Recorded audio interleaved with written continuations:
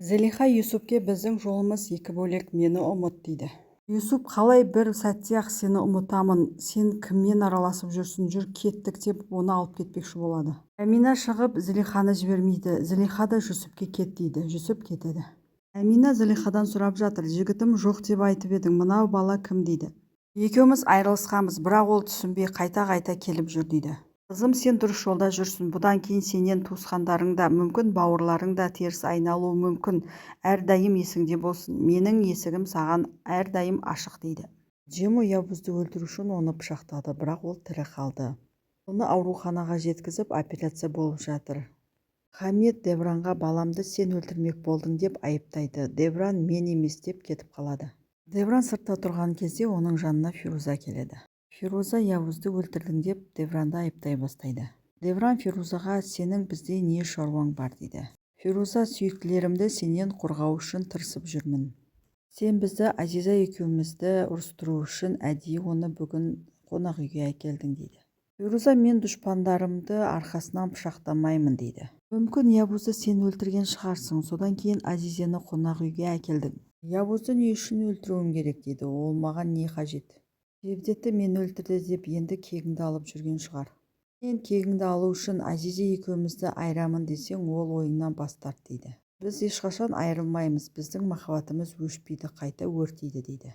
Девран кетпекші болады. Фируза болса, сен бірінші бұл істен таза шық дейді. Девран кеткен соң Фируза өз-өзімен, иә балақай, сен дұрыс айтасың, мен сүйіктімнің өлімі үшін кегімді алуға келдім дейді.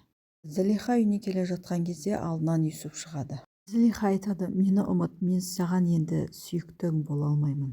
Зелиха, мені тез ұмытып кетпеші дейді. Сенің сүйіктің бола алмасам да сенің досың болайын дейді. Мен сенің таңдауыңды қолдаймын. Әйтеуір сенің қасыңда жүрсем болды дейді. Сенің рұқсатынсыз саған сөйлемеймін да дейді. Сонымен Зелиха келіседі. Азизе Девранға ренжіп жатыр. Ал Девран болса, барлығын саған түсіндірейін, мені тыңда дейді. Сені тыңдағым келмейді, ол қонақ үйге баяғы күндеріңді қайтару үшін бардың дейді. Девран, мен жұмыс істеу үшін бардым дейді. Ақталмай-ақ қой, мен сені тыңдағым келмейді, өйткені сен маған тағы да өтірік сөйледің дейді. Азизе үйіндегілерге, Девранның Явузбен бірге жұмыс істегенін білген екенсіңдер, неге маған айтпадыңдар деп ұрсып жатыр. Самет, мен білдім, бірақ мені ешкім тыңдамайды ғой дейді. Ал Фидан, сенші, неге сен айтпадың дейді. Өткенде мен бір қызға үй жұмысын жасап берем деп оқудан мені шеттеткен болатын. Девран жезден барып сол мәселені шешті. Оның орнына мен ол сырды ешкімге айтпауға уәде бердім дейді. Первин Азизеге, үйде отырып бауырларыңа ие болсаңшы дейді. Зелиха кірген кезде оның оранғанын көріп бәрі таңғалып қалады. Фидан Зелихаға, біздің басымыздағы проблемалар аздай-ақ, енді сен келіп қосылдың дейді. Бүгінгі күннің жирный точкасын сен қойдың Зелиха дейді. Зелиха, мен сенің әкпеңмін, маған бұлай сөйлеме дейді. Фидан Зелиханың оранғанына көндіге алмай отыр.